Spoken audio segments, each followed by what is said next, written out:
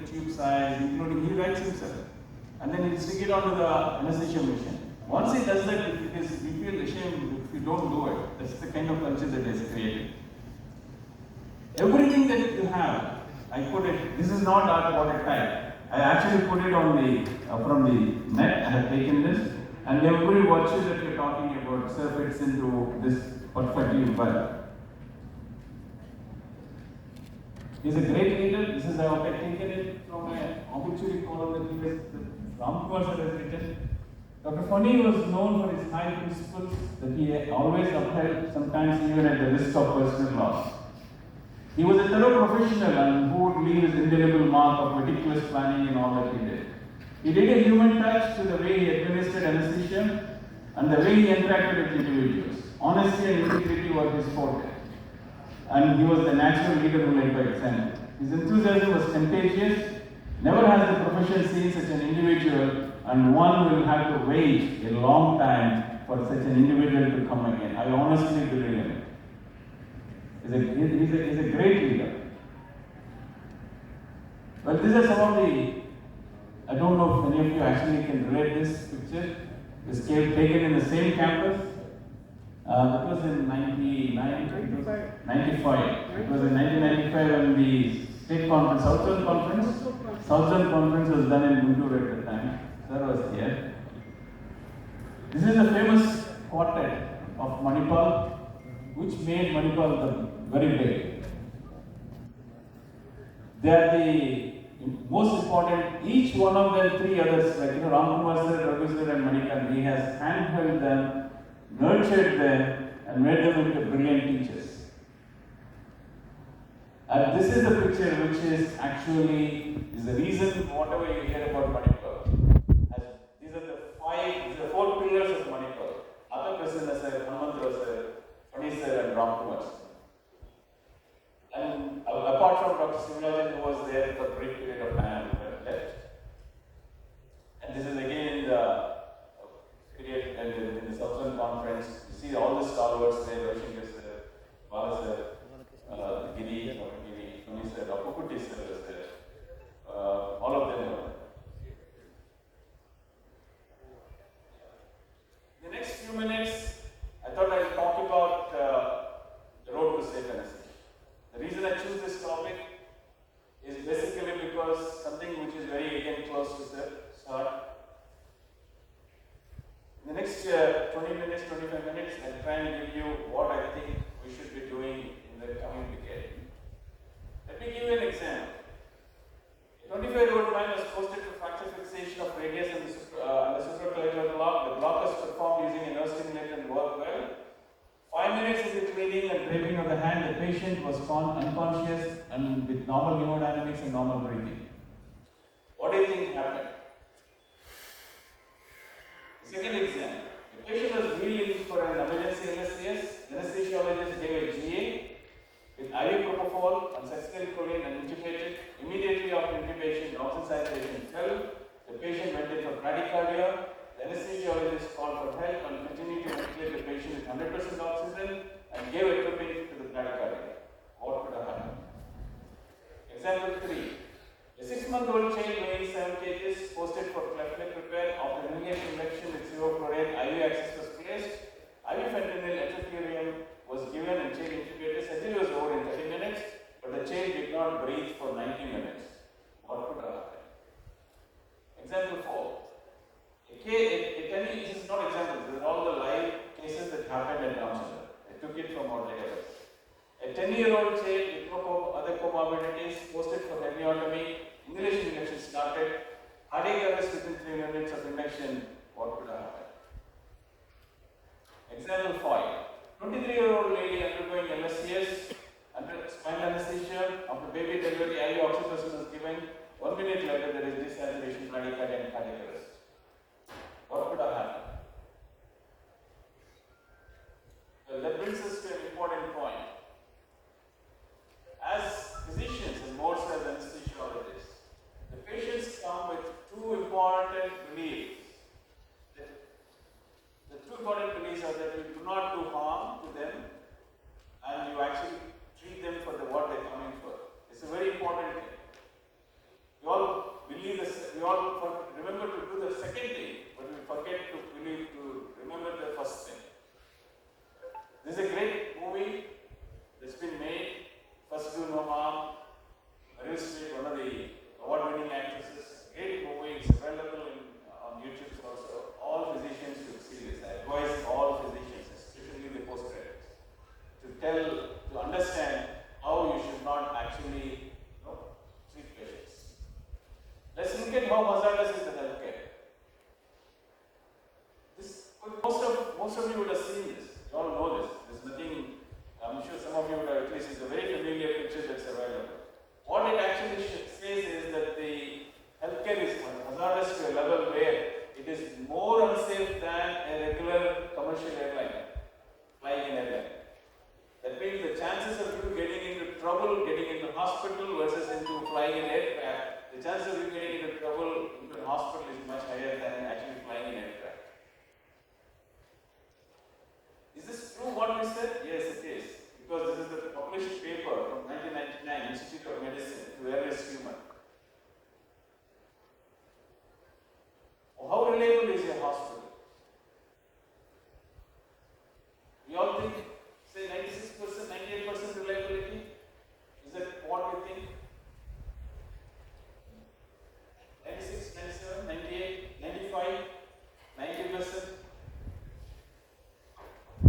Okay, let's see what you mean by 99.9% reliability. It's 1 hour of safe, unsafe drinking water every month. 2 unsafe landings at Chicago Airport per day. 16,000 pieces of mail lost every hour. 22,000 checks deducted wrongly from the banks. 20,000 incorrect prescriptions in a year. 500 incorrect operations. It is 99.9%. 95%, 90% reliable what kind of errors that we actually produce. And remember again, anesthesiologists would probably inject 500,000 injections in their lifetime. They would inject every anesthesiologist. An average anesthesiologist will inject 5 lakh times into the patient. The cost of the Institute of Medicine has published this in 1999. About 45,000 to 1 lakh deaths occur each year due to medical errors. Medical error is the third leading cause of death in the world after the cardiovascular disease and cancer. An additional 100,000 deaths occur each year from hospital-acquired infections. The probability of patient dying or having a major complication in the hospital due to human error is 1 in 300. Medical error, as I said, the medical error is the third leading cause of death. It increases the hospital cost by about $4,700 per patient, the burden of about $2 billion US dollars per year. What is an incident? When it is detected and managed, it will become an EMS, and it is propagated, it will become a mishap.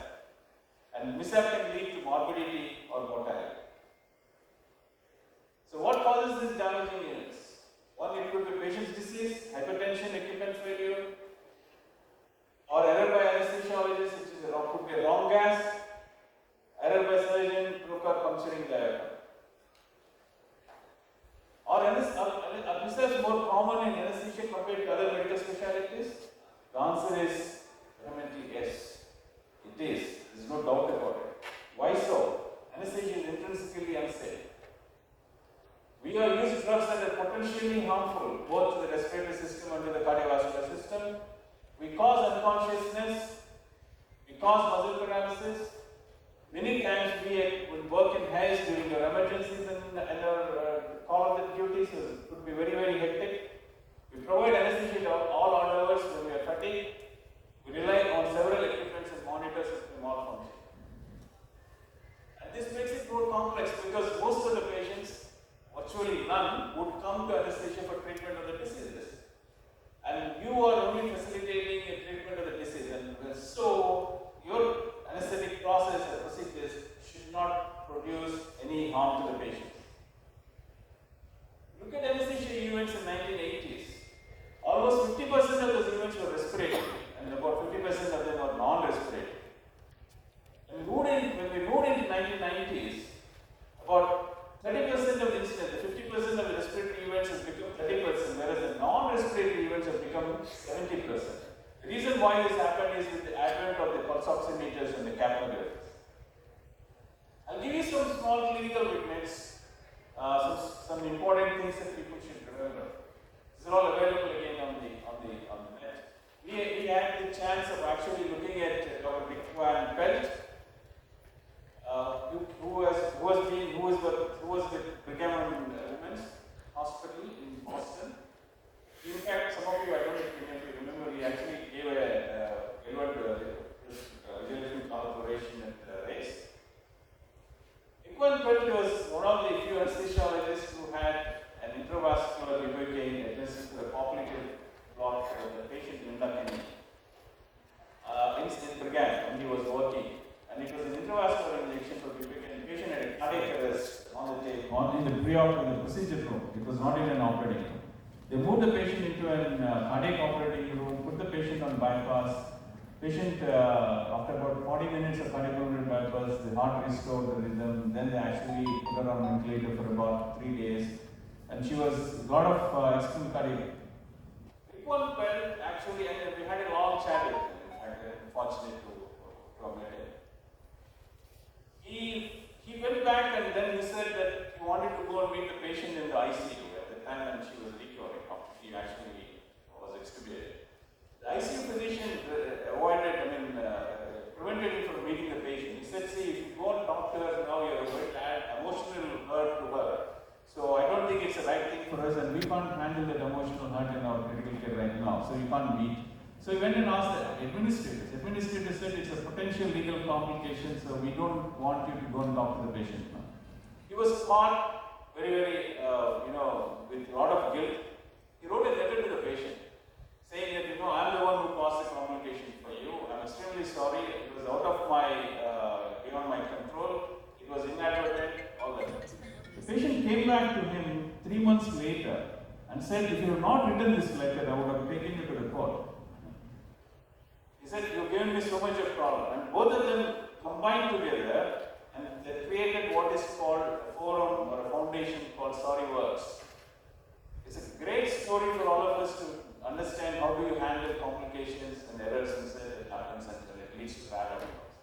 You should see this. You should listen to their stories. I'm sure all of you heard this case. How many of you heard Electropolis case? Every single post-graduate should go back and listen to this or hear this or listen to the Electropolis husband. Okay, 3 senior consultant anesthesiologists tried to manage an airway which came for press. She died. Remember this? 3 senior consultant anesthesiologists. Classical example about how things can go wrong inside an operating room. Please don't think that we're all great anesthesiologists around us, excellent psychomotor skills. We can get anything done, put anything anywhere. Period. No. You should see this case. A 22-year-old patient posted for hysteroscopy and intraoperated the hysteroscopy pushed the air into the uterus. The patient had massive air embolism, sustained a cardiac arrest, could not resist it. It's a bad, again, a terrible scenario that you can have. It's for no fault of anybody. You didn't know that the hysteroscopy was not working well at the time because there's no way you can check it. I wanted to also tell you about one important thing that happened with me in my practice. Somewhere around 2000, I remember, I think it's in 2008 or 2008. Everybody knows that we used to do a lot of pediatric congenital hearts at the time. We do about 200 to 250 kids a year at the time, and we were very proficient in doing even the neonatal work. There was a time at which we changed some of those practices. We actually moved, we changed the practices to a little bit more cardiopulmonary bypass prime compositions, and we were trying to add a little bit more provides to the patient in the post-operative period also. We suddenly started losing. We never had. We normally have great results in the congenital hearts. We started losing children of one child after another child sequentially. It was a terrible thing for us to do it. And it's not easy as a physician team, or especially as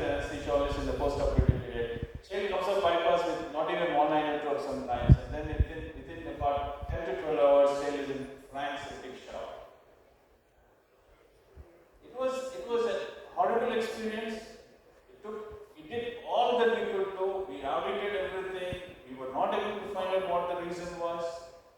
To a frustration when the 6th or 7th child, when we were treating, when we were actually, we used to inject diluted albumin into these children for the fluids. And then on one of the night at 2 o'clock in the morning, when I was on call, the other surgeon said, why are these children, why are we losing these children? You're doing something here, he said. I was injecting the albumin.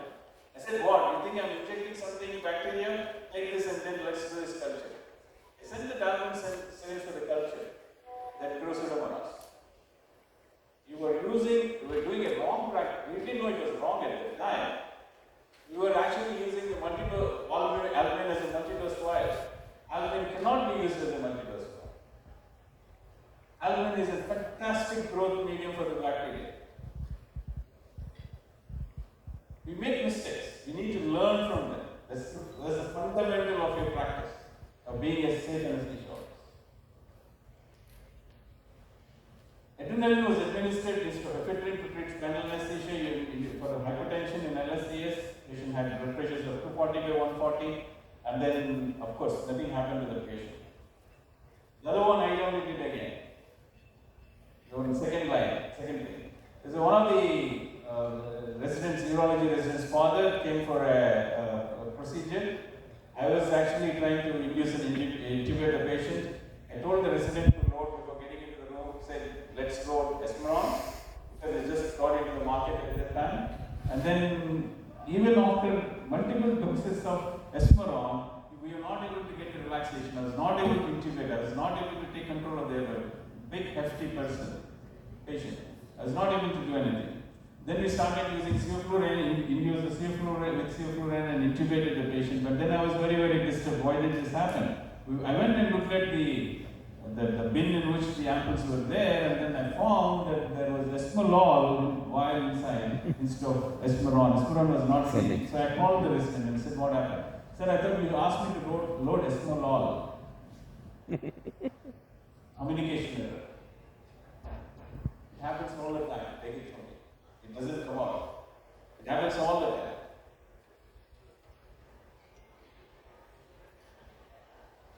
I'm sure you would have done this. This is from the closed clients database of anesthesia. Data nurse final received epidural labor anesthesia, and then epidural anesthetic was mistakenly connected into a ROM. Grace Wine's spinal canal was mistakenly injected with chloroxetine instead of local anesthetic. I say this again, I keep talking this in most of the meetings. Those of you who have practiced of actually using chloroxetine for cleaning this back to the spinal, be careful.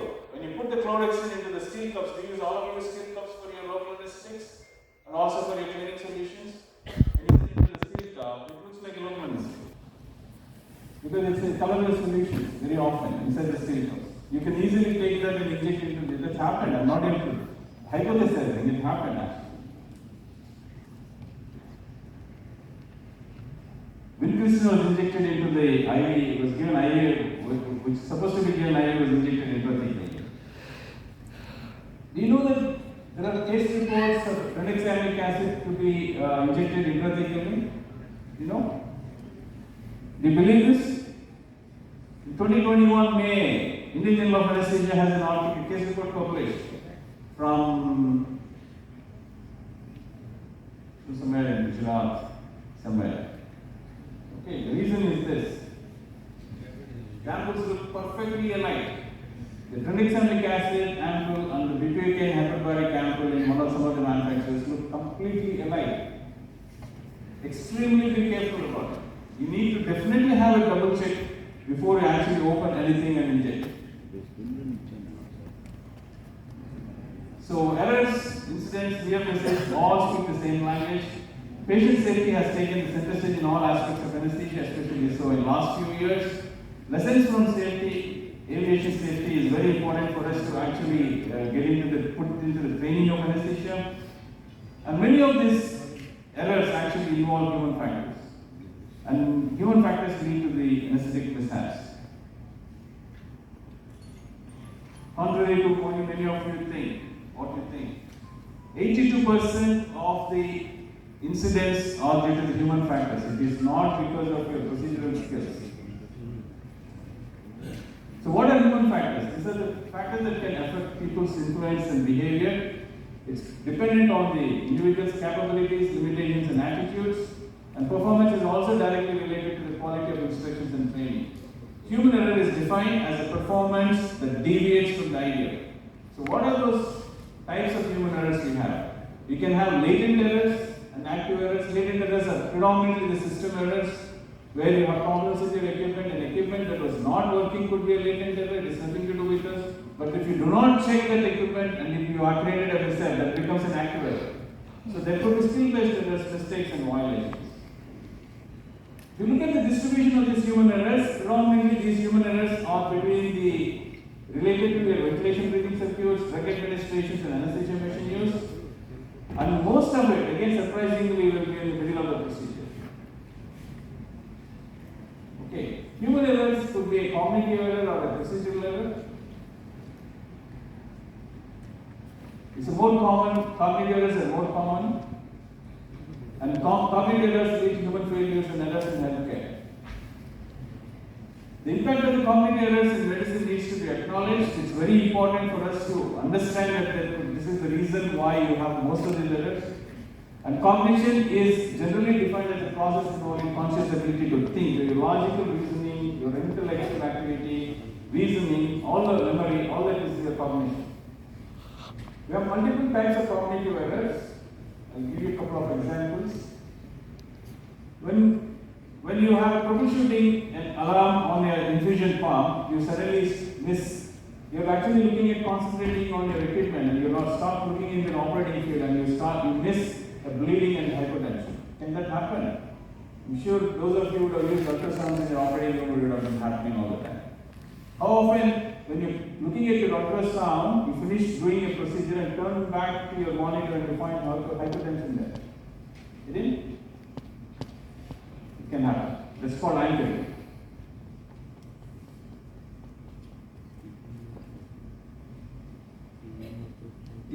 Very often we do this. Better said than sorry, insertion of additional unnecessary invasive monitors or accesses potentially resulting in a complication. You never needed to actually do this, but you would have done this as a compulsion. That's called a commission bias.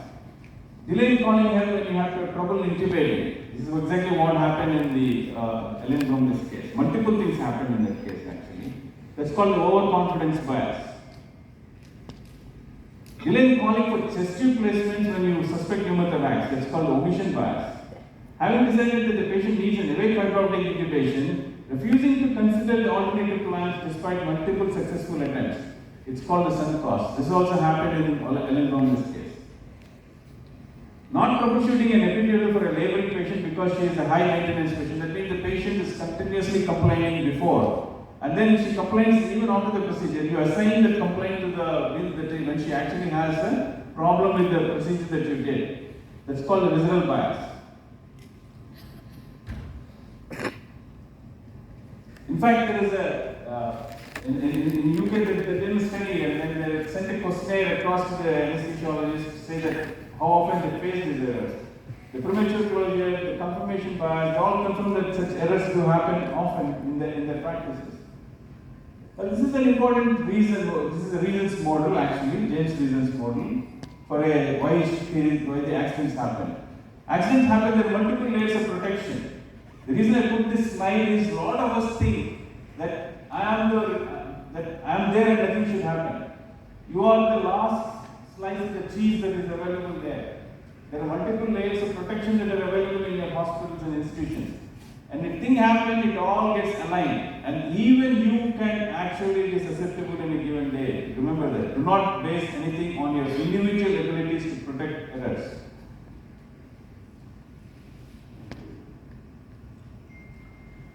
I'll probably talk about this last part and then we'll close this. This is something which is important. In the last decade, actually, there was a change in the way we were practicing. The practice change that we have brought in is that we were all being now psychologically being brought under protection pressures.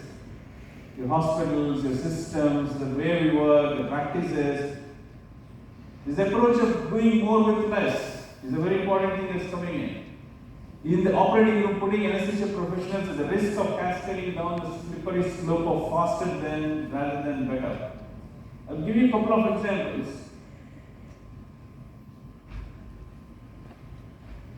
Know what is this? The Challenger schedule. Challenger schedule, NASA lost the Challenger schedule in 1986. I don't know if you remember this. Well, we all think that NASA is one of the most, probably the safest organization in this world. The reason they lost is very, very intriguing. They lost the schedule because they found that they launched the schedule in January, which is very, very cold times. Normally, NASA does not launch schedules in the cold winters. But they launched this. And there is another reason why they launched it. That was another failure of NASA. But that's not the thing we need to discuss. We need to discuss about the O-ring failure. Do you know that the O-ring failure was happening even before? It went many times and came back, and they found there's an O-ring failure there. They didn't think they need to attend to that O-ring failure because they went and came back fine. It's fine. So I didn't need to do anything for that because it traveled. You know what is this? They lost second shift. That's the Columbia. You know why they lost? Because the brick. They have a bridge that has been constructed on the shuttle outside, and the brick fell down. Before that, also bricks were falling. They didn't take it into cognizance that the bricks were falling, but again the shuttle came and went and came back many times, and they found that the bricks were lost. But on the day when it fell, when they lost this, the same reason why they lost it is the reason why the shuttle went and came back. The brick, of course, fell down and then lost. That has hit the wing, and then the wing broke. That's the reason why it was lost. What does it tell us? We also have this structure. The Anesthesia Patient Safety Foundation has actually done a web poll and said that how often do you remove your anesthetic monitors before the patient actually emerges from anesthesia?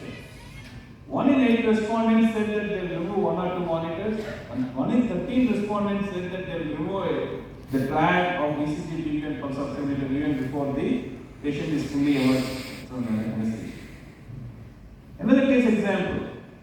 This example is about after the abdominal closure, they look at the train of 4, the sustained tetanus at 2 seconds, they put the train of 4 on the forehead, they extubated the patient, but post-op the patient actually had residual neuromuscular blockade and had 88% of saturation and hyperdynamic circulation, noting the carbon dioxide and hypocarbia. It was noted that the incorporate assessment was visual assessment of the TOF on a facial muscle, which you're not supposed to do, because they've been doing on the facial muscle and they're getting away with it. They continue to practice using the neuromuscular monitor on the facial muscle. And they were continuously using the train of 4, the tetanus at 2 seconds, it should have been 5 seconds. Just because you're doing something, this is a concept that we all need to understand. Just because you're getting away with doing something wrong, and that should not be normalized. It's very important as anesthesiologists. You have to do everything correct.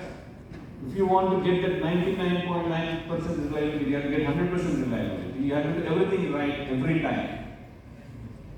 What is normalization of the deviance? You think that you're fine. If I continue to put central lines without fully draping myself, and I find that the patient is fine, no CRPSA in the next 10 cases, and you think it is normalized, you can do it every time. That's what is called normalization deviance.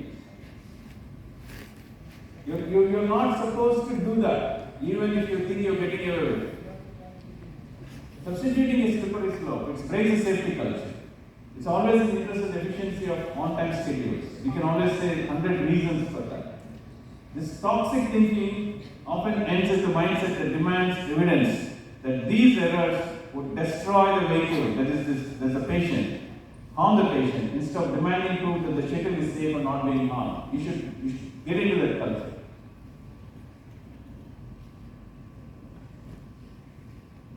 These are some of the anesthesia practices that should not be normalized, very often happens.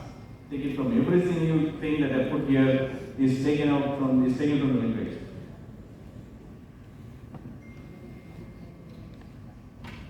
Yeah. Whenever clinical decisions are made that contradict or modify the current practice, it is imperative that we ask not what is the evidence that will hurt the patient, but we ask that what is the evidence that the decision will not lower the safety. So I'll just try and conclude the slides. Just give me a minute, please.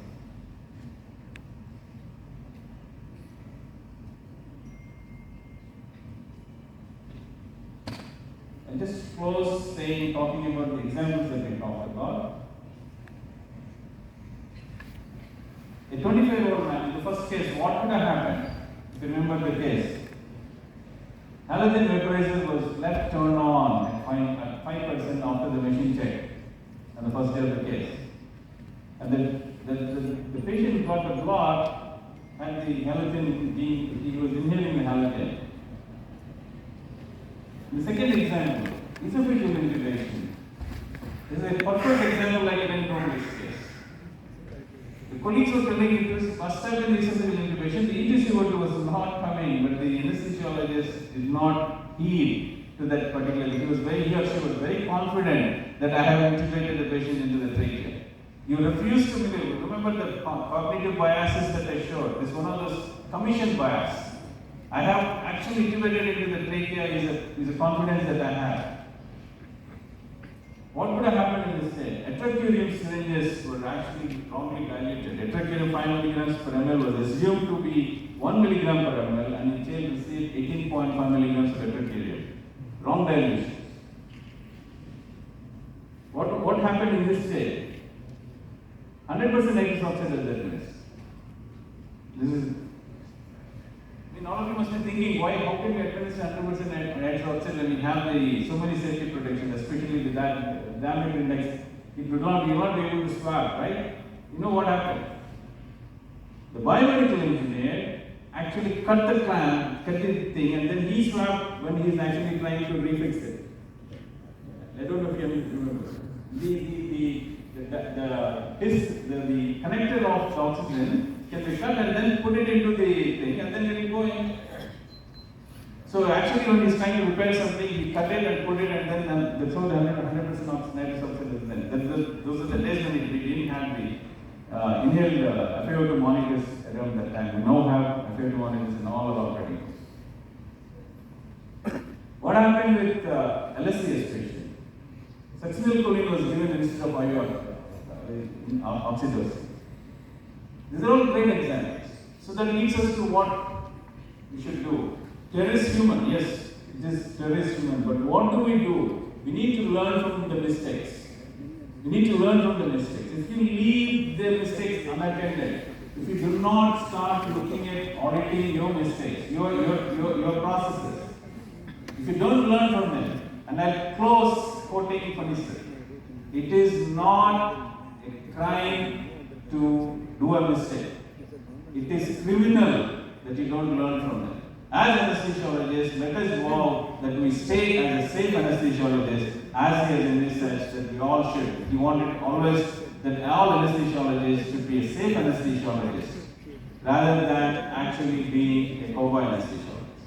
Thank you so much for your kind attention, and I feel honored